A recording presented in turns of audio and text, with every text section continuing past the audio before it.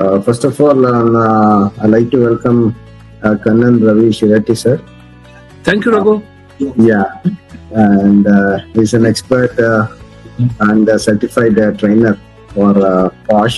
POSH and then prevention of sexual harassment. For penal action, that is very, very clear.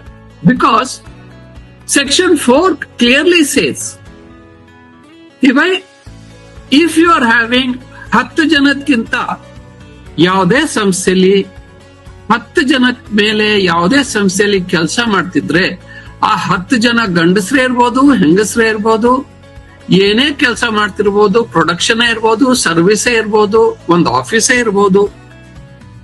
But 10 ಜನದ ಮೇಲೆ ಯಾವ ಸಮಯದಲ್ಲಿ average ಒಂದೊಂದ್ಸರ್ತಿ ಏನಾಗುತ್ತೆ ಅಂದ್ರೆ ಸ್ಟಾರ್ಟ್ಅಪ್ಸ್ ಅಲ್ಲಿ 12 ಜನ ಕೆಲಸ ಮಾಡ್ತಿರ್ತಾರೆ.